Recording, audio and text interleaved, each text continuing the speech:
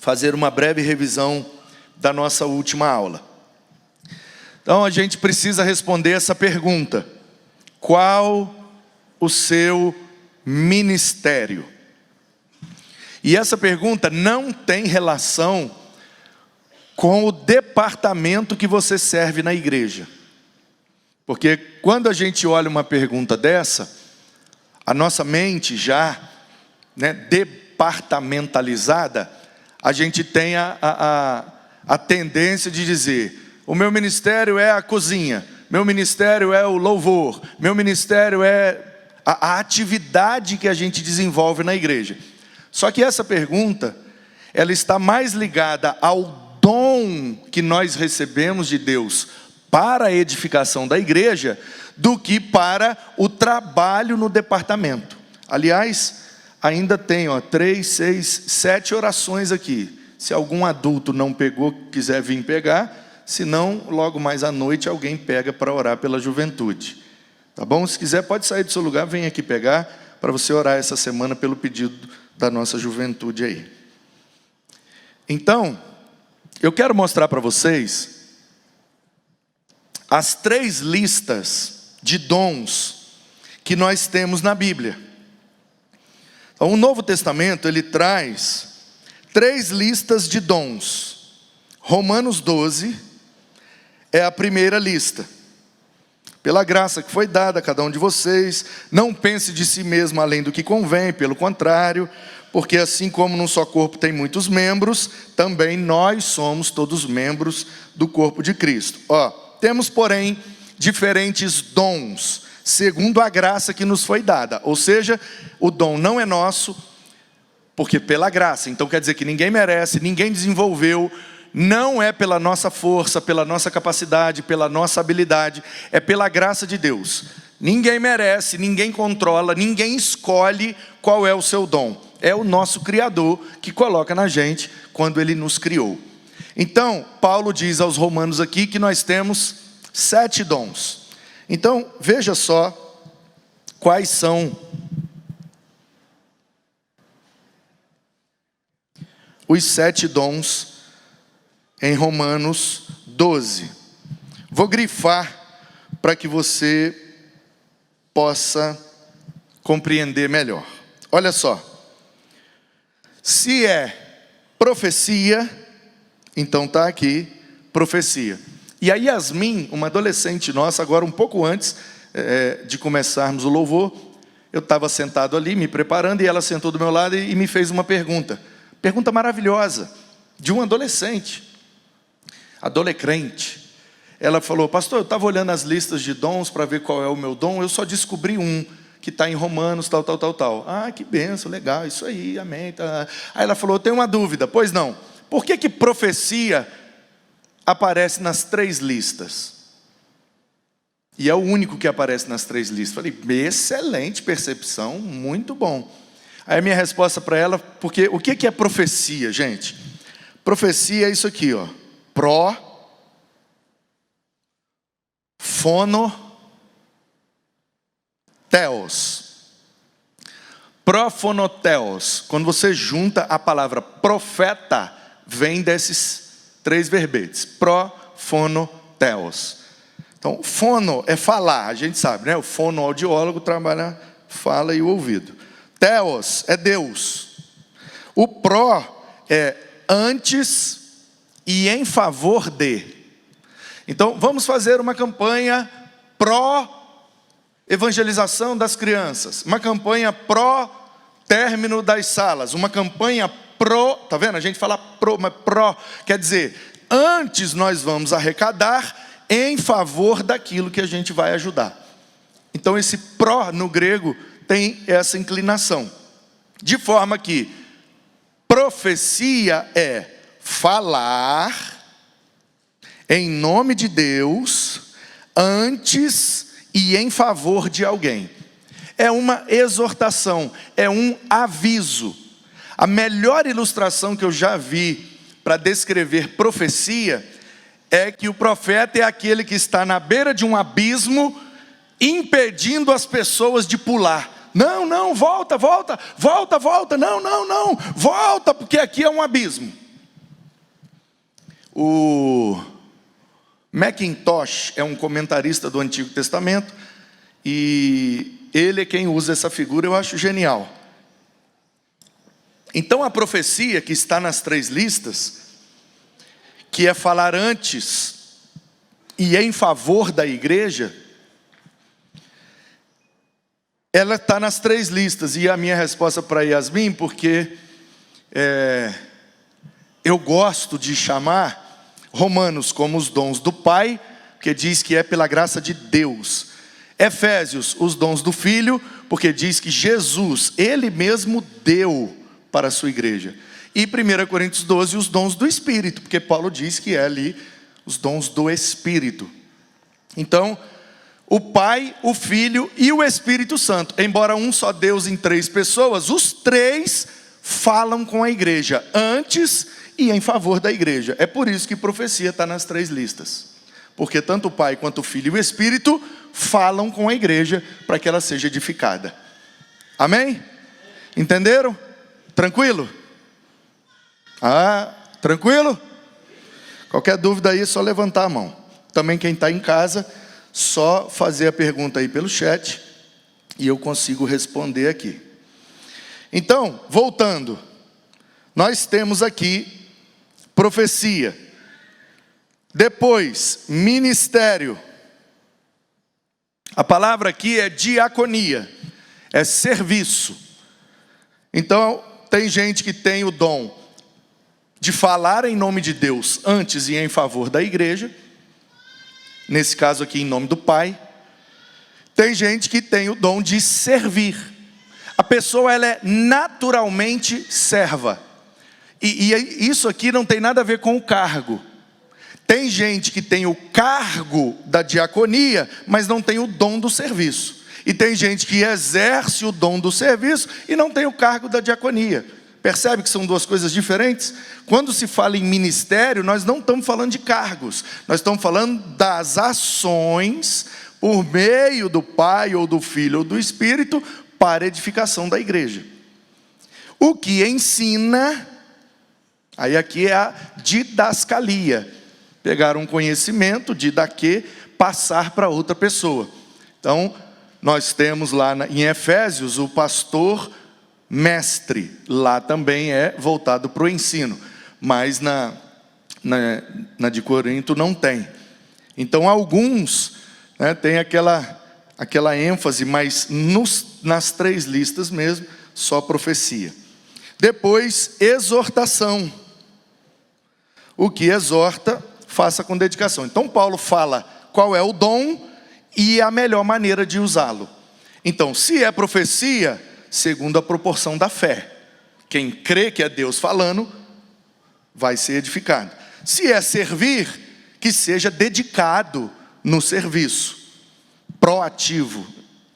Se é ensinar, que seja dedicado em ensinar, que aprenda bastante para poder ensinar melhor. Se é exortação, tem que se dedicar.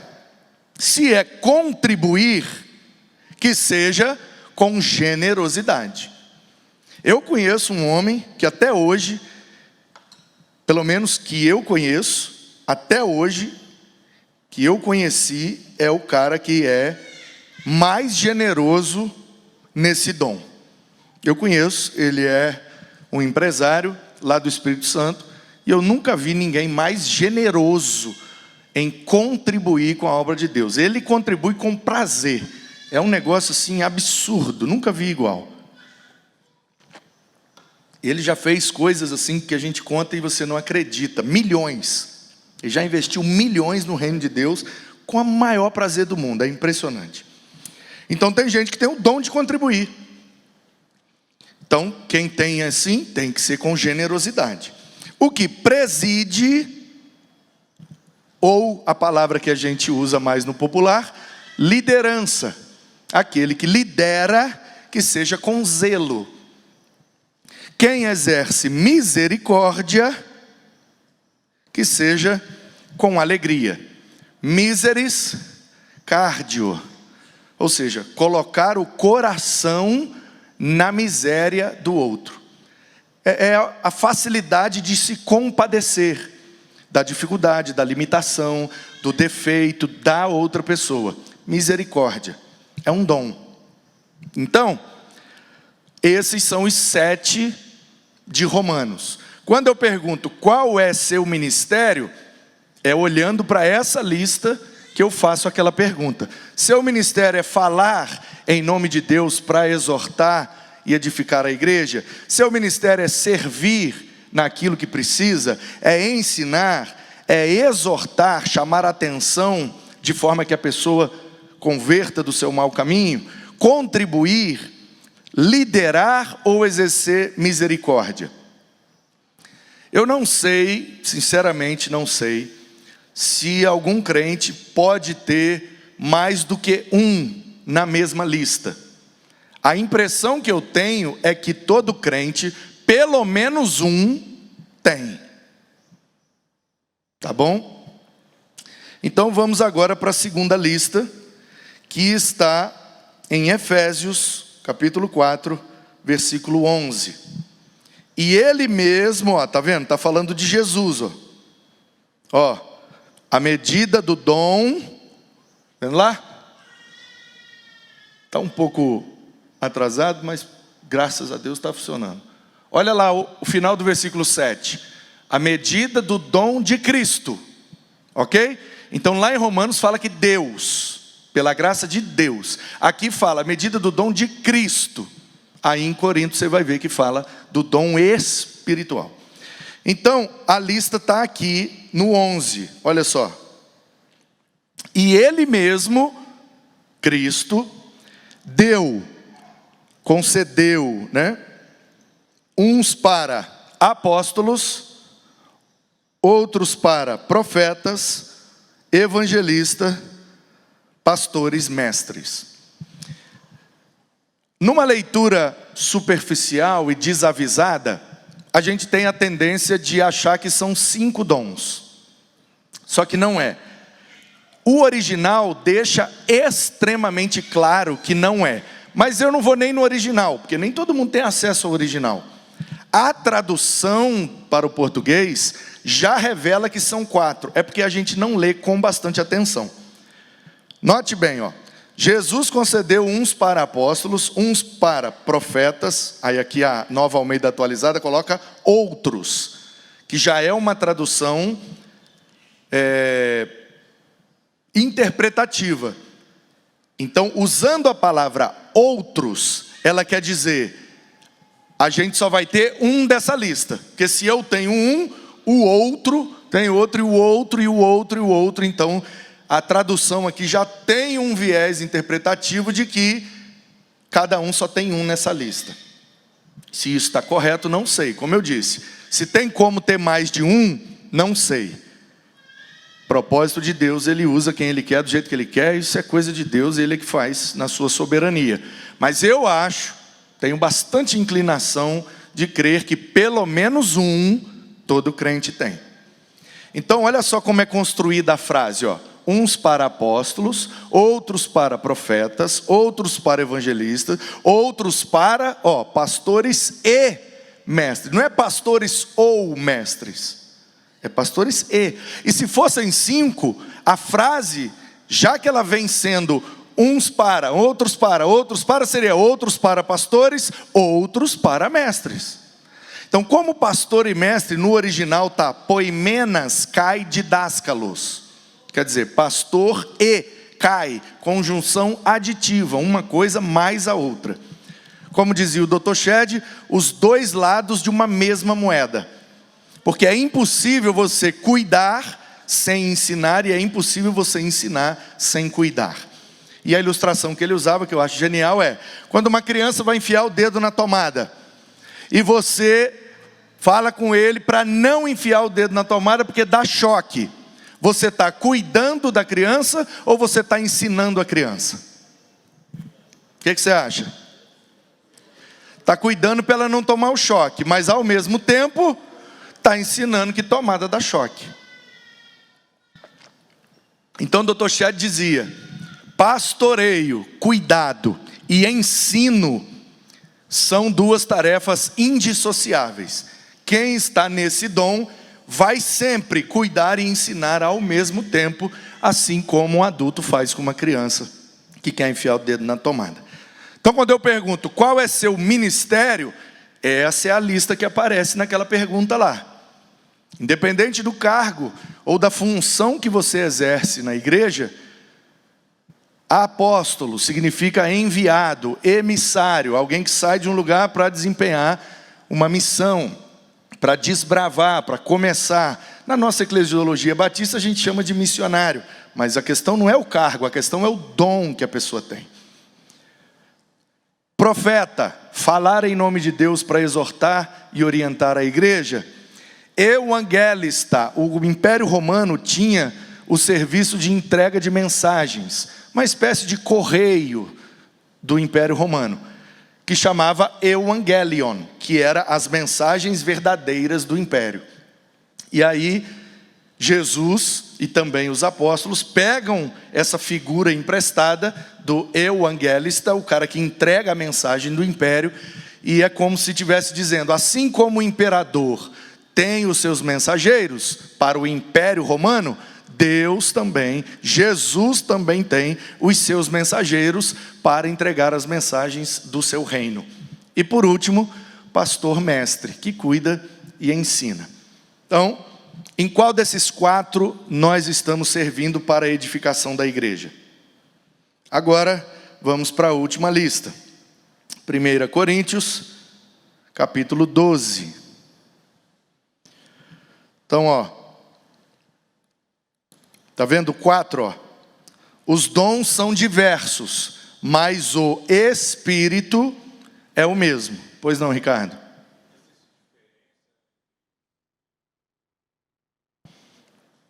O Ricardo está perguntando se existe diferença entre evangelizar e discipular. Nós temos 2 perspectivas para responder essa pergunta. Uma perspectiva é com relação ao cargo, à função. Então, existe a função de evangelista. E nessa função, a gente pressupõe que é o cara que está lá fora, botando as pessoas para dentro, para que alguém aqui possa pastorear e ensinar. Porém, na perspectiva do dom, que é o serviço de entrega de mensagens, então, vamos chamar assim, entre aspas, né, o carteiro.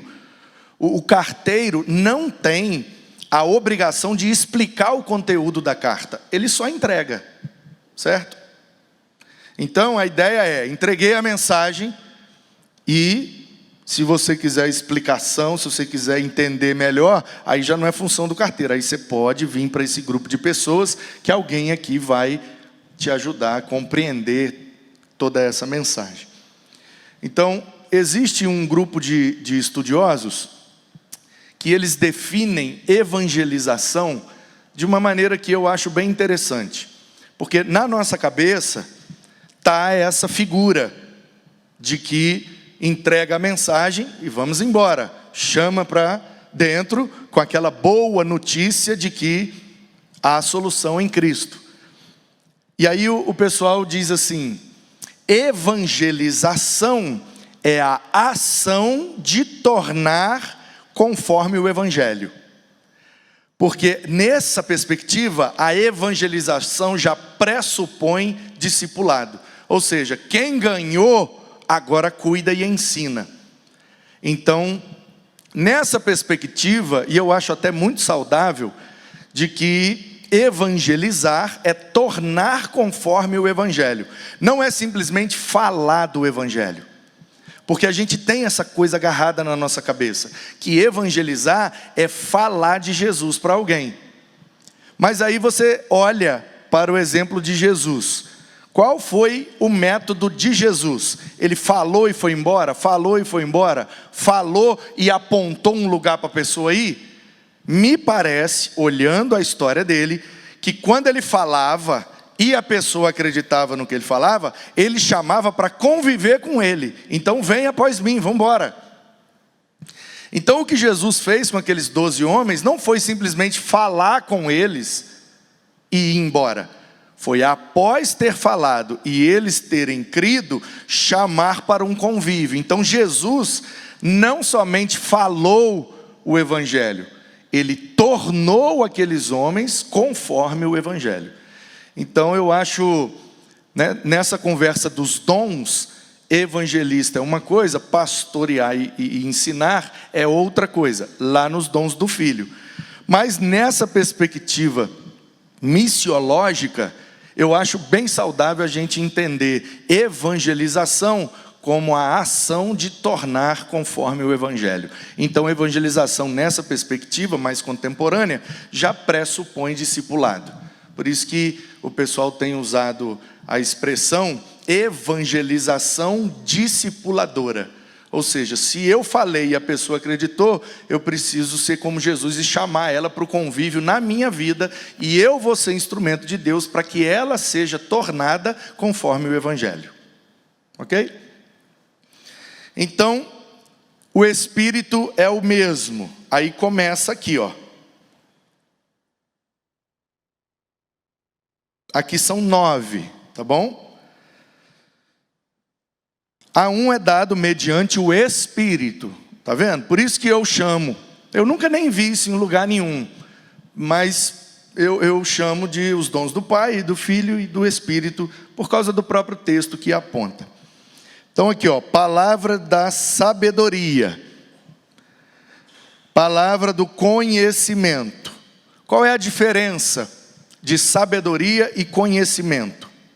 Tem gente que tem conhecimento e não tem sabedoria? Sim ou não?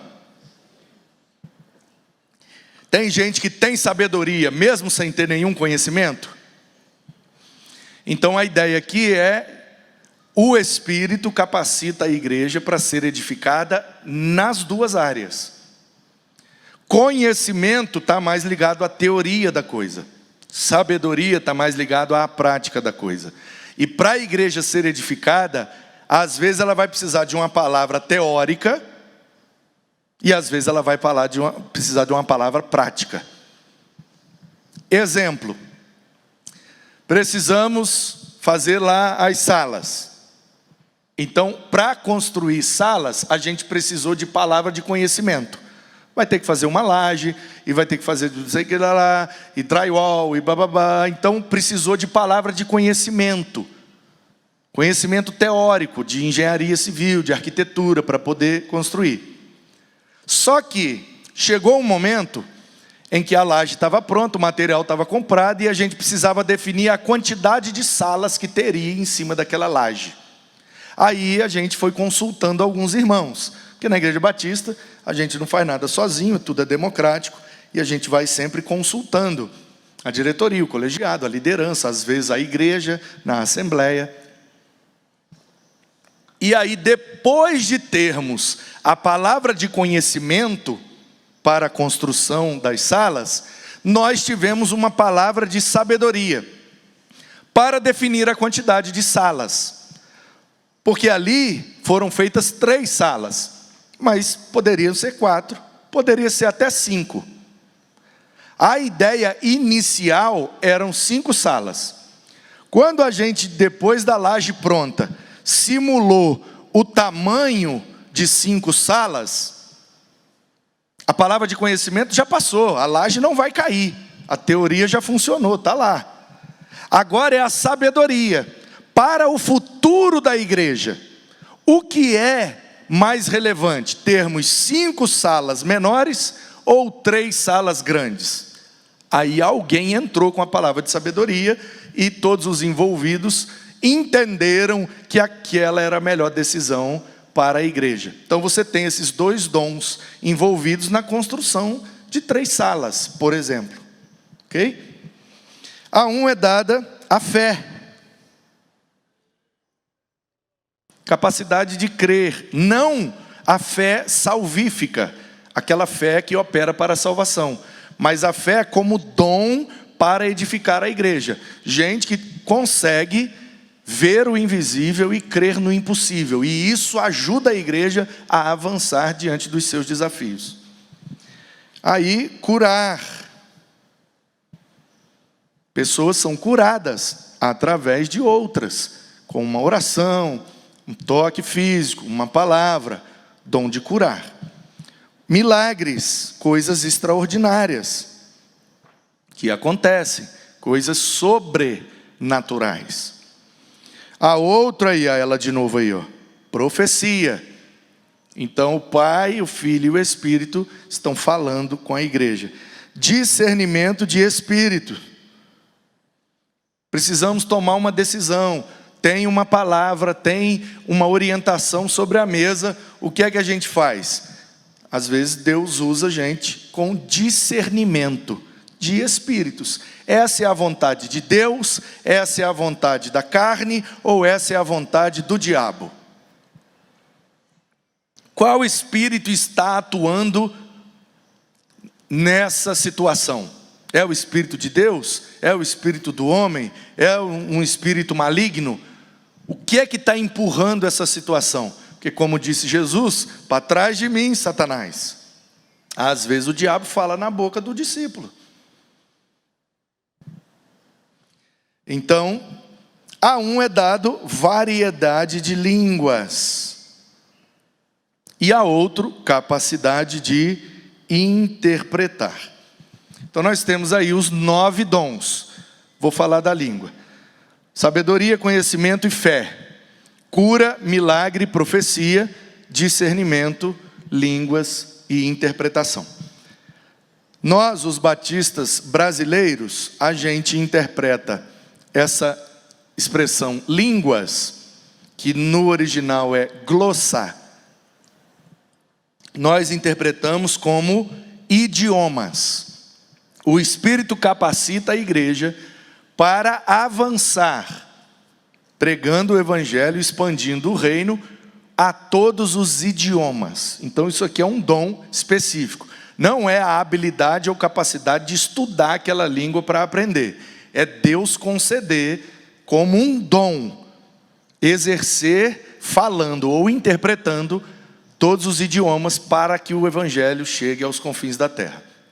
Um exemplo, quando chega lá em Apocalipse, João está vendo a eternidade, e ele diz que viu na eternidade gente de toda raça, toda tribo, toda língua e toda nação. Quando a gente está lendo o Apocalipse, a palavra língua ali fica fácil, porque ela vem depois de raça, de nação. Então, ok, João viu pessoas que falam todos os idiomas no céu. Mas é a mesma palavra que aparece aqui. Então por que essa palavra em Apocalipse? Toda raça, toda tribo, toda língua e toda nação. Por que em Apocalipse é idioma, mas aqui não é? É a mesma palavra grega. Portanto, nós interpretamos dessa forma. Nós sabemos, reconhecemos e respeitamos que de 1905... ano que vem vai fazer 120 anos, né, da chegada do movimento pentecostal no Brasil, e algumas décadas antes, com William Seymour e outros, nasceu na Rua Azusa, lá em Los Angeles. Então nós temos consciência e respeitamos esse movimento que interpreta esses 2 últimos dons e praticam de forma diferente. A gente conhece, reconhece e respeita. Mas nós, os batistas brasileiros, a gente interpreta como idiomas. Então, voltando aqui para a nossa lição. Quando eu pergunto qual é o seu ministério, eu estou te perguntando, dessas 3 listas, que somadas dá 20 dons, em qual desses 20 Deus está te usando para edificar a igreja? Essa pergunta tem essa intenção, fazer você refletir, não sobre o cargo que você exerce, mas sobre a maneira como Deus te usa para edificar a igreja. Esse é o seu ministério. E eu conheço gente, e muita gente, que tem um ministério e exerce outro cargo. Porque às vezes os cargos precisam ser preenchidos. Mas nem sempre todos os ministérios estão sendo exercidos. Percebe? Tem gente que tem o dom do ensino, lá de Romanos, mas não é professor da EBD. Tem o dom e não tem o cargo, percebe? Tem gente que tem a facilidade de servir. Você nem precisa pedir, a pessoa fez. Ontem à noite os meninos oraram e escreveram aqui os pedidos. E aí eu combinei com eles. Vai ficar aqui, amanhã o pessoal vai pegar e vai orar por vocês. Aí de manhã chegou uma pessoa.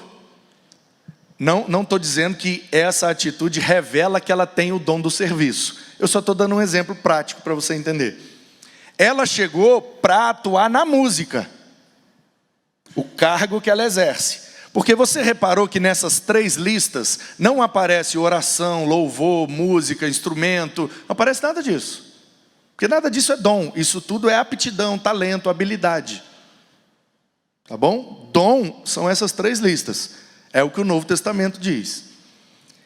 Aí ela chegou para atuar aqui. Quando ela viu um monte de post-it, ela pensou, deve ter sido uma dinâmica ontem da juventude, esqueceram de tirar. Ela tirou tudo e guardou lá atrás. Percebe? Ninguém pediu, não era tarefa dela, não era serviço dela, mas ao olhar, ela concluiu, esqueceram, então deixa eu tirar. Aí quando ela foi jogar no lixo, ela pensou, mas vai que é alguma coisa que vai precisar depois. Então vou deixar aqui em cima da mesa. Aí a Mariluz chegou, pastor, tiraram. Eu falei, então bota de novo. Ainda bem que não jogou fora e nós conseguimos fazer. Então, o que eu estou dizendo é isso. O cargo da pessoa é da música. Mas ela pode exercer um ministério diferente do cargo que ela tem. Está ficando claro, sim ou não? Por exemplo, a gente tem o departamento da cozinha. Só que você viu, não aparece cozinha, nem comida, nem panelas nas 3 listas. Então você pode participar do departamento da cozinha, mas o seu dom é do ensino. Então lá na cozinha, enquanto você lava as panelas, você vai estar ensinando alguém. Porque uma coisa é o seu cargo, outra coisa é o seu ministério. E aí vem essa pergunta perturbadora.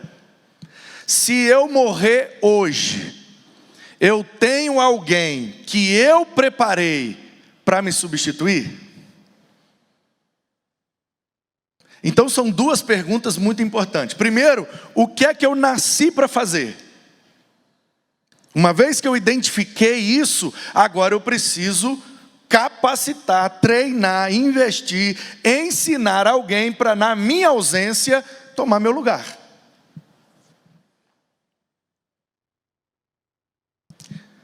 Quanto mais membros da igreja têm essas 2 perguntas na ponta da língua, mais resultado, mais produtividade, mais essa igreja vai cooperar com a expansão do reino.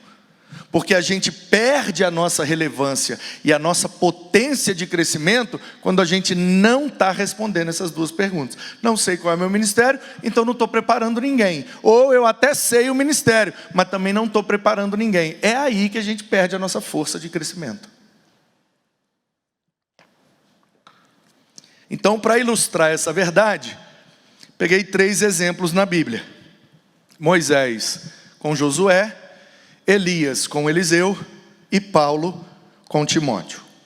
Então, Moisés com Josué, a gente extraiu um princípio para sucessão ministerial. Como que eu vou, identificando o meu ministério, treinar alguém para exercer o ministério na minha ausência?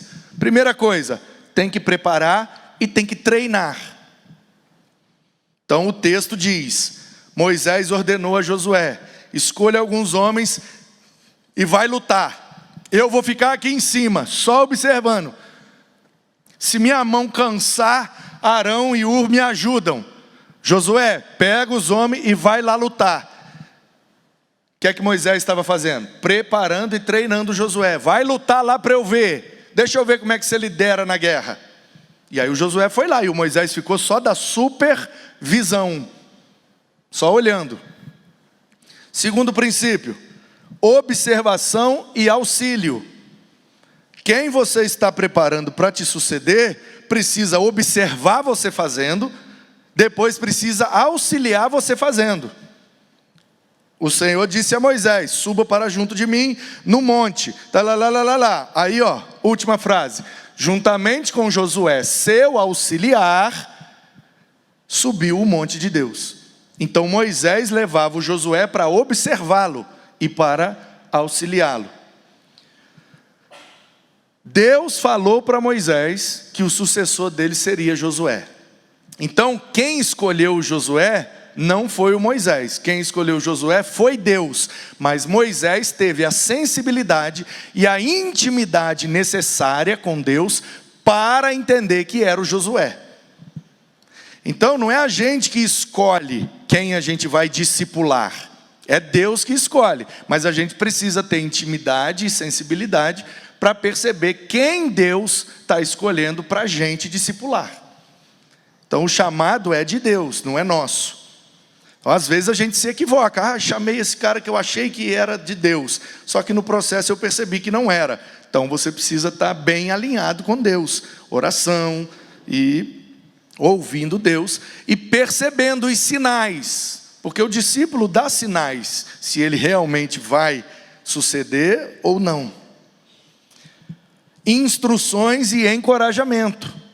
A gente se lembra do início do livro de Josué, que ele estava morrendo de medo, não é para menos, ele ia suceder Moisés. Depois de 40 anos de ministério, falava face a face com Deus, escreveu os mandamentos. Suceder um homem desse deve ser muito difícil mesmo. Por isso Josué estava com muito medo. E para ajudar, Deus falou no início de Josué com ele: seja forte, corajoso, eu estou com você, vamos lá e tal. Mas antes de Deus falar com Josué, Moisés já tinha falado com Josué. Moisés está dizendo aí, seja forte, corajoso, não tenha medo, não fique apavorado. O Senhor, seu Deus, é quem vai com vocês. No final, Ele não vai te deixar, não vai te abandonar, não tenha medo, não fique assustado. Então Moisés falou primeiro para instruir e encorajar o Josué. Quando Josué assumiu a função, aí Deus falou com ele novamente. Mas quem falou primeiro foi Moisés. Então vamos agora para Elias discipulando Eliseu. Um princípio que nós aprendemos com esses dois é trabalho e desprendimento. Se você vai começar um processo de discipulado com alguém, nunca chame quem está à toa. Eu acho que eu vou chamar aquela pessoa ali, porque ela não está fazendo nada, eu preciso envolver ela em alguma coisa. Fulano, vem cá, esse aqui tem mais o perfil, está mais interessado, mas ele já está envolvido com tanta coisa, esse aqui já trabalha tanto, eu acho que eu vou investir naquele ali que não trabalha nada. Não faça isso. É meio paradoxal, né? Parece que está errado, não parece que está errado? Mas lê a Bíblia comigo. Elias saiu dali e encontrou Eliseu, filho de Safate, que estava lavrando a terra com 12 juntas de boi. Quando Elias chamou Eliseu, ele estava ocupado, ele estava trabalhando. Ele não estava à toa. O que você está fazendo aí? Estou fazendo nada não. Então você quer aprender a ser profeta? Vem comigo. Não, estava trabalhando com 12 juntas de boi, 12 pares, que bota, provavelmente arando a terra, usando o arado amarrado nos bois, e ele estava lá, agricultor, trabalhando. Alguns apóstolos estavam pescando, não todos, Ricardo, porque o Mateus estava cobrando impostos, mas Jesus não chamou ninguém que estava à toa. Na verdade, esse é um padrão bíblico. Pode reparar, todo mundo que Deus chamou estava trabalhando. Davi, Gideão, todo mundo está trabalhando.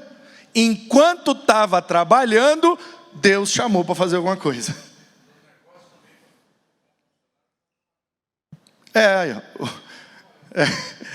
O Zé está falando, nos negócios também, porque bom funcionário é aquele que está sempre trabalhando. Então note bem, gostar de trabalhar é uma excelente característica para ser discipulado, mas precisa ter também o desprendimento necessário. Porque o Elias vira para ele e fala: larga essa terra, larga esse arado e esses bois e vem comigo. O texto diz que o Eliseu não conseguiu largar imediatamente. Por quê? Ele pediu para dar um beijo nos pais. Então, ó, e essa parte aqui é muito legal. De que a terceira frase ali, ó, passou por ele e lançou o seu manto sobre ele. Então, é uma cultura, um costume do mundo antigo, principalmente do mundo bíblico.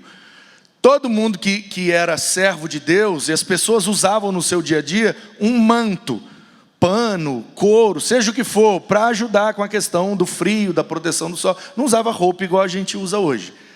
Então, toda vez que alguém chegava perto, pegava o seu manto e colocava sobre outra pessoa, aquilo significava que está escolhendo aquela pessoa para o seu convívio e aprendizado.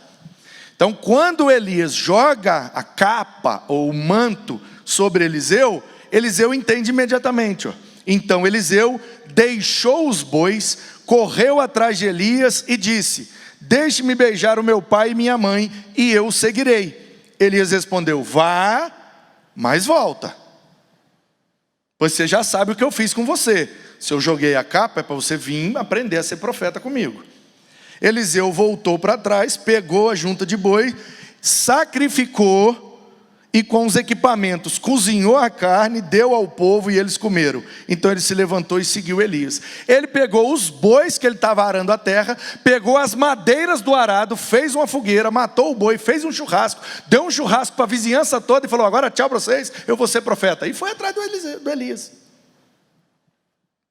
Então precisa ser trabalhador, mas também precisa ter desprendimento. Gente que é muito agarrada com as coisas, geralmente não dá um bom discípulo. Porque para ser bom discípulo precisa de desprendimento. O Ricardo está dizendo, hashtag partiu profeta. Partiu ser profeta. É isso mesmo. A gente tem que ter essa disposição, irmãos. Não estou dizendo que a gente tem que largar a nossa casa, largar tudo para trás e tal, mas me parece que esse é um padrão de princípio bíblico para o discipulado. Se Pedro não tivesse coragem de largar as redes, se Eliseu não tivesse coragem de largar os bois, se o Amós não tivesse coragem de largar os sicômoros, todo mundo está trabalhando, e quando Deus chama para algo específico, precisa ter o desprendimento, senão a gente nunca vai viver a experiência plena de servir a Deus. Às vezes a gente sai da beira da praia, larga tudo para trás, pede exoneração e vai para a metrópole, sem conhecer ninguém, sem garantia nenhuma, a gente larga tudo e vai. Porque tem que gostar de trabalhar e tem que ser desprendido. Pois não, Zé? Pegou o Paulo enquanto ele estava trabalhando, ele estava indo para Damasco matar os crentes. Isso aí. Então, ó, segundo princípio desses dois profetas, compreensão e lealdade. O bom discípulo sempre compreende o seu discipulador e é leal a ele. Por quê? Porque todos somos seres humanos. Ninguém é perfeito. E se você entrar nessa de quem está me discipulando? Olha, eu acabei de descobrir um defeito dele. Olha, eu descobri que ele não é perfeito. Olha, eu descobri que ele é ser humano. Então também não quero mais ser discípulo. Não quero ser discipulado por ele. Não existe discipulador perfeito não, gente. A gente tem que ter essa compreensão. E ter a lealdade. De mesmo conhecendo o defeito, eu não vou usar isso contra ele. Por quê? Porque ele está me ensinando, eu devo lealdade. Olha o que diz o texto. Quando o Senhor estava para tomar Elias, levar ele para o céu, não na carruagem de fogo, não, no redemoinho. Quando o Senhor estava para tomar Eliseu, só para frisar com você, esse primeiro princípio está em 1 Reis 19, do 19 ao 21, tá bom? Aí esse agora já está em 2 Reis, capítulo 2, de 1 a 4. Quando o Senhor estava para tomar Elias ao céu num redemoinho, Antes de acontecer, diz que é redemoinho. Na hora que está acontecendo, diz que é o redemoinho. Mas a gente só fala que é na carruagem de fogo. Por que a gente é doido assim? A gente não está lendo o negócio, não? Pelo amor de Deus, gente. Então, quando Deus estava para tomar Elias, ele saiu de Gilgal, em companhia de Eliseu, e Elias disse a Eliseu: fique aqui, porque o Senhor me enviou a Betel. Eliseu disse: tão certo como vive o Senhor. É uma expressão hebraica que para nós hoje significa: de jeito nenhum, nem pensar. Tão certo como vive o Senhor, não o deixarei ir sozinho. Não, seja Deus falou com você que você está perto de morrer, eu não vou deixar você sozinho não. Lealdade. E assim foram até Betel. Os discípulos dos profetas que estavam em Betel, porque em Betel tinha um seminário. Os alunos eram discípulos, alunos para serem profetas. Saíram ao encontro de Eliseu. Aí seminarista é uma raça terrível. O Eliseu é o seminarista do Elias. O Elias é o cara da profecia nesse momento. Só que lá em Betel tinha um seminário. O Elias de vez em quando passava lá e dava aula no seminário. Mas ele não era um professor fixo, ele vivia rodando. O Eliseu rodava com ele, não era um aluno fixo do seminário de Betel. Então saíram os seminaristas fixos. Quando viram Eliseu, correram nele. Para quê? Para fofocar. Como é que é o Elias? E não sei o quê. Tal professor falou tal coisa. Seminarista é um bicho chato. Nossa Deus. Eu sei porque eu já fui. Você sabe qual é a diferença do seminarista para pastor? Já falei para vocês, não? É que o pastor acha que sabe tudo. O seminarista tem certeza. Deixa eu ver quem mais está aqui com a gente, se tem alguma pergunta aqui. Reginaldo, Eliette, Maria da Penha, Dilson, Fátima, Cristina. Não tem. Aí, os seminaristas foram fazer fofoca com Eliseu e perguntaram para ele: você sabia que hoje o Senhor levará o seu mestre? Os professores aqui já estão dizendo que Deus falou que vai levar o Elias embora. Você vai ficar sem professor. Você já pensou o que você vai fazer da vida? Como é que vai ser? Você vai pedir o concílio? Vai ser consagrada? Seminarista, fofoqueiro. Aí ele respondeu, sim, eu sei, mas não digam nada. Larga de ser fofoqueiro. Se vocês estão sabendo que Deus vai levar, vocês ficam quietos, não intromete não. Então Elias disse a Eliseu: fique aqui, porque o Senhor me enviou a Jericó. Mas Eliseu disse: não deixarei ir sozinho. E assim eles foram a Jericó. O que é que a gente percebe aqui? Eliseu sabia de detalhes da vida íntima de Elias, mas ele não expôs Elias com ninguém. Quando os seminaristas veio fazer fofoca, ele cortou na hora. Ele sabia do detalhe, mas ele foi leal. Não fala nada de Elias, vocês não conhecem, fica na sua. Ô Eliseu, pode ficar com os alunos aí, vira seminarista fixo aí de Betel, porque eu vou lá em Jericó. Mas pode ser que nessa viagem Deus me leve. Aí o que ele faz? Não, você não vai sozinho não, vou contigo. Compreende, sem perder a lealdade. Por último, potencial e desejo de crescer.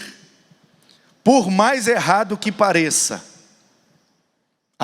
o primeiro princípio batista é que a Bíblia é a única regra de fé e prática. Então, se a Bíblia inteira mostra para a gente alguns padrões, a gente precisa pegar esse padrão, transformar num princípio e crer que é aquilo ali que Deus está mandando fazer. Ainda que aquele princípio seja contrário a tudo que a gente aprende na ciência, na psicologia, na pedagogia, enfim. O padrão bíblico é: o discípulo só rende no ministério se ele, antes de executar a tarefa, já demonstra potencial e o desejo de crescer naquela tarefa. Vê se não é. Quando passaram o Jordão, indo para Jericó, Elias disse a Eliseu: diga o que você quer que eu faça por você. Eu estou sentindo que eu vou morrer a qualquer momento. Deus já me disse que vai me levar. Não sei a hora, nem o lugar, mas estou sentindo que está chegando perto. Então, meu aluno, eu estou achando que você já está quase pronto. Porque na hora que você estiver pronto, Deus vai me levar. Porque você vai me suceder. Então fala para mim, como se fosse assim: você tem algum último desejo? Aí o Eliseu responde o quê? Quero receber por herança porção dobrada do seu espírito. Ô Elias, você é um profeta muito top, mas eu quero ser o profeta top das galáxias. Eu quero ser 2 vezes mais top que você. Menos que isso eu não aceito. Se você está dizendo que eu posso pedir o que eu quiser, o que eu quero é ser um profeta melhor que você. Porção dobrada. E aí você lê a história de Eliseu, começa a contar. No dia que o Elias sobe, você vai ver daqui a pouco, ele já vive o primeiro milagre. Aí você vê que Elias fez 7 milagres e o Eliseu fez 14. É só você contar. Toda vez que Elias, Deus usa ele para fazer algo sobrenatural, você vai contando, dá 7. Toda vez que usa Eliseu para fazer algo sobrenatural, você vai contando, dá 14. Por isso que vale a pena investir em quem tem potencial e desejo de crescer. Pastor, e quem não demonstra potencial e tem o menor desejo de crescer? Larga para lá. Não gaste seu tempo, sua energia, seu dinheiro, sua vida com quem não demonstra potencial e desejo de crescer. É um padrão bíblico, de alguma maneira é assim que Deus quer. Parece errado, né? Mas é o que está acontecendo aqui. Você fez um pedido difícil, disse o Elias, mas se você me vir quando eu for, será como pede. Ou seja, quando Deus me levar, se você estiver junto e ver, Deus vai realizar o que você pediu. Enquanto iam caminhando e falando, eis que um carro de fogo, com cavalos de fogo, os separou. E Elias subiu ao céu num redemoinho. Ao ver isso, Eliseu gritou: meu pai, carros de Israel e seus cavaleiros. Uma outra expressão hebraica que significa: misericórdia, Jesus, o que eu faço agora? Ele ficou desesperado. Era uma expressão, né? Carros de Israel e seus cavaleiros. É um jeito deles gritar, né? Meu Deus, o que eu faço agora? E lasqueira, isso aí. Então, ó, nunca mais ele viu Elias. Pegando a sua própria roupa, rasgou-a em 2 partes. Era um costume daquele tempo também.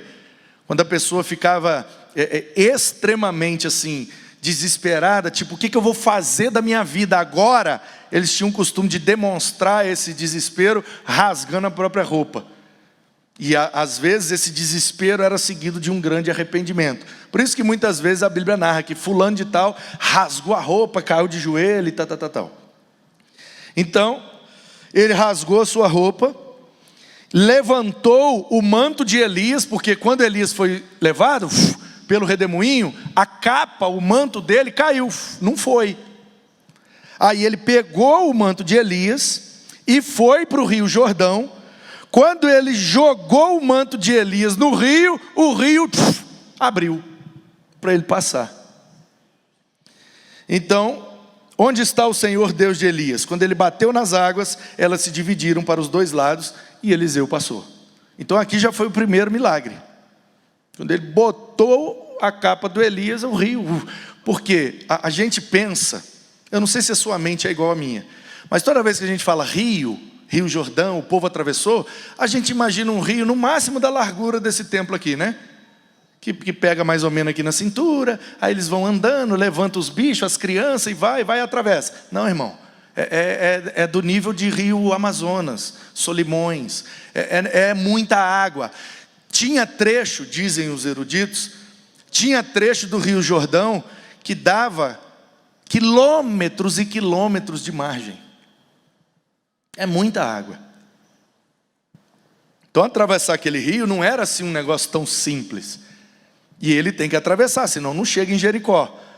Quando ele bota o manto do Elias e fala com Deus, o negócio abre.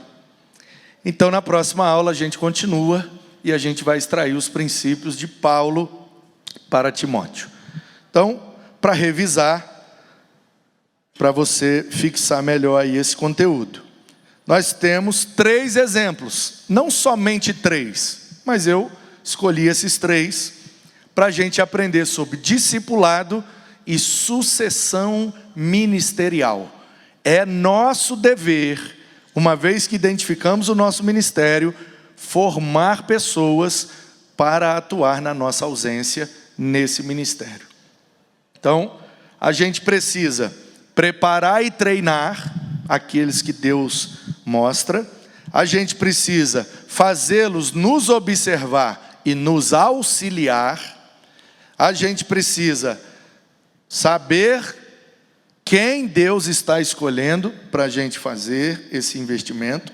Precisa instruir e encorajar, porque no início é difícil, as pernas tremem, a boca seca, mas a gente vai instruindo e encorajando.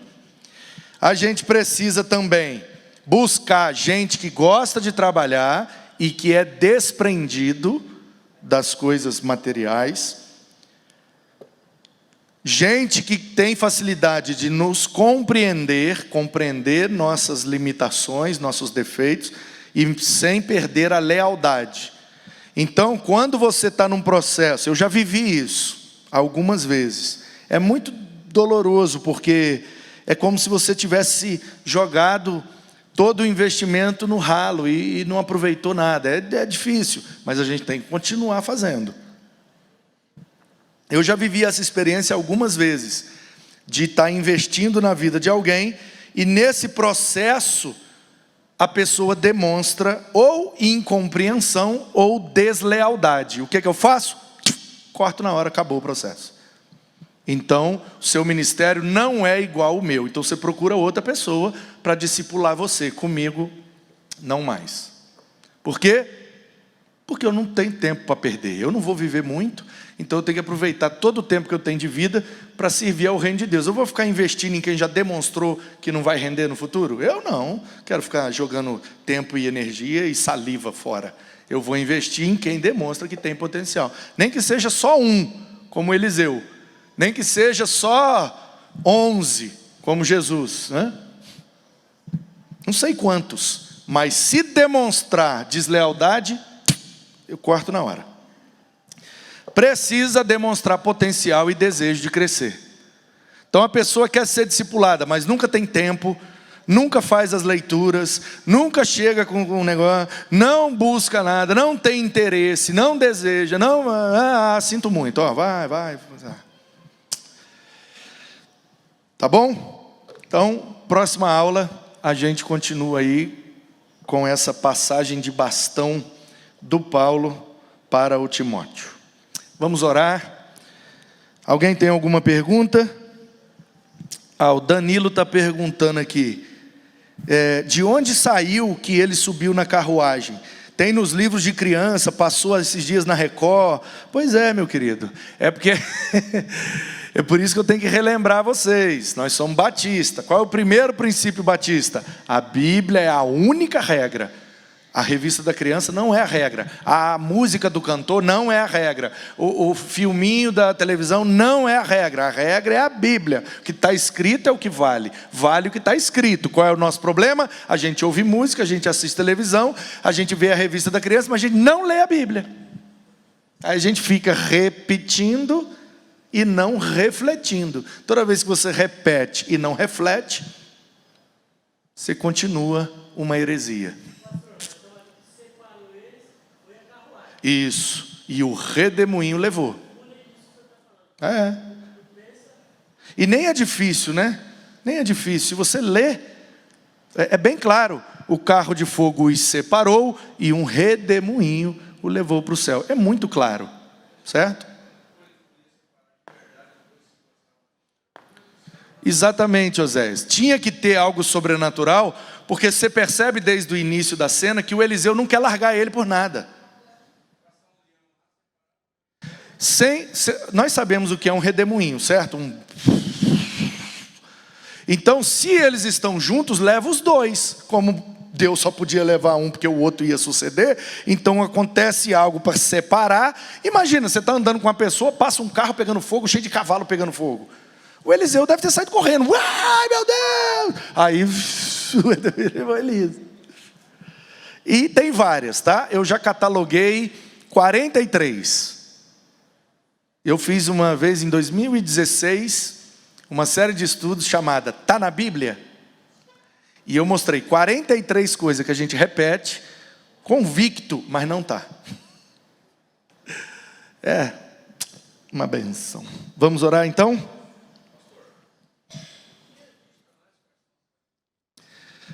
Dizer quais são as 43? Ô Zé, não, eu quero... a gente pode preparar uma classe dessa, tá na Bíblia. Uma eu falei aqui ontem, aliás 2, né? De que Paulo caiu do cavalo, não tem cavalo no texto, e de que ele era Saulo e virou Paulo quando converteu. Também não procede. Ainda falta 40, ué. Tenho, esforça-te e eu te ajudarei. Tenho aquele, de 1000 passará, 2000 não chegará. Faça parte, tem várias. Cada uma melhor que a outra. O fruto proibido é a maçã, já viu esse? Também tem. Deixa eu ver mais um outro comum. Dizer que o pastor, esse aqui eu já falei também, dá problema toda vez que eu falo.